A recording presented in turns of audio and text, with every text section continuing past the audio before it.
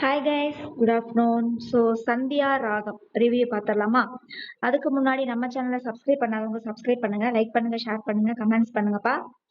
So Sandhya ராகம் என்ன நடக்குது அப்படின்னா, நம்ம சிங்கம் மாதிரி அதாவது மாயா எல்லாருமே பார்த்தீங்கன்னா பணத்துக்காக ரொம்ப போராடுறாங்க.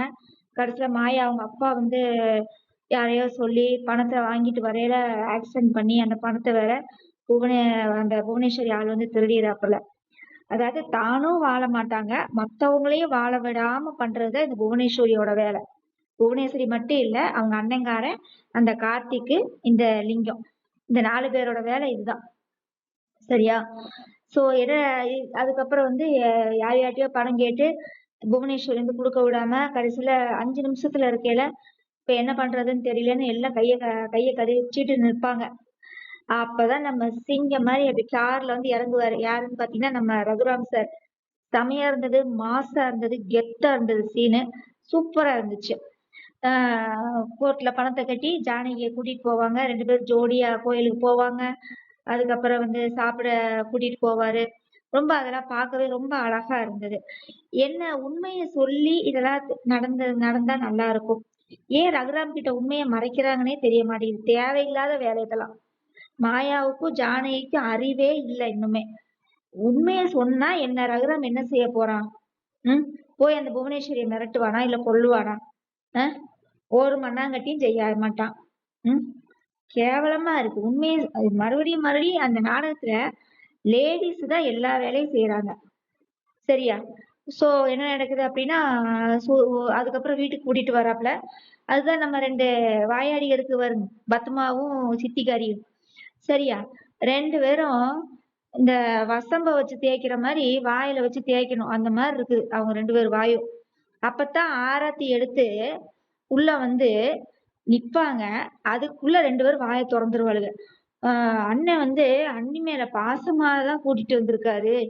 அண்ணி எவ்வளோ கொடுமைப்படுத்தி இருந்தாலும், என்ன துரோகம் பண்ணியிருந்தாலும் அதெல்லாம் மறந்து அண்ணிய போய் காப்பாத்தி கூட்டிட்டு வந்திருக்காரு. அண்ணனுக்கு எவ்வளவு பெரிய மனசு, மாமாவுக்கு எவ்வளவு பெரிய மனசுன்னு சொல்லி 2 பேரும் மாத்தி மாத்தி கரிச்சு கொட்டுறாளுங்க. சரியா? உடனே இவ யாரு, அந்த 2 பேர் புருஷங்காரங்க இருக்கீங்க பாருங்க, சிவராமனும் அந்த இவன் மாயாவோட மாமனார் பத்மாவோட புருஷன், அவனும் சீனு, அவன் 2 பேரும் என்ன சொல்றாங்க, வாயை மூடுறீங்களா இப்ப என்ன வேணுங்குது அப்படிங்கிறாங்க. அப்படிலாம் வாயை மூடிலாம் சொல்லிட்டே இருக்கக்கூடாது. சப்புன்னு போய் ஒண்ணு விட்டுறணும் கன்னத்துல. அப்பதான் நல்லா இருக்கும். சரியா? சப்புன்னு போய் கணத்துல ஒரு அறை விட்டாங்கன்னா நல்லா இருக்கும். 2 பேத்துக்கு ஆளுக்கு அவங்க பொண்டாட்டியை போய் அடிச்சாங்கன்னு வச்சுக்கோங்களேன், நல்லா இருக்கும். வாயை வசம்ப வச்சுதான் தேய்க்கணும். அவ்வளவு வாய், சரியான வாய் 2 பேரும். தேள் கொட்டின மாதிரி கொட்டிக்கிட்டே இருக்கிறாளுங்க. சரியா? அதுக்கப்புறம் என்ன நடக்குது, இன்னைக்கு ப்ரோமோ விட்டுருக்காங்க. சோ ப்ரோமோல என்ன நடக்குது அப்படின்னா, இந்த விஷயத்த சொல்ல மறந்துட்டேன்ல. அதுக்கப்புறம் நம்ம ஜானகி மேடம் என்ன செய்யறாங்க, புவனேஸ்வரி வீட்டுக்கு மாயாவை கூட்டிட்டு போறாங்க. அங்க போய் ஒரு சரியான ரவுஸ். சரியா? மத்தவங்களோட வாழ்க்கைய கெடுக்கும்னு நினைச்சவங்க நல்லா வாழ்ந்ததா சரித்திரமே கிடையாது, ரஜினி டயலாக் பேசிட்டு இருக்கிறாங்க. சோ ப்ரோமோல என்ன காமிக்கிறாங்க அப்படின்னா, நம்ம கார்த்திகை கண்டுபிடிச்சிடுறாப்புல. யாரு, நம்ம கதிர் போட்டு அடிச்சு இது பண்ணங்காட்டி லிங்கத்துக்கிட்ட 4 ஆளுகளை செட் பண்ணி போய் கதிரை அடிக்கிறதுக்கு இவன் பிளான் போட்டான். யாரு, கார்த்தி.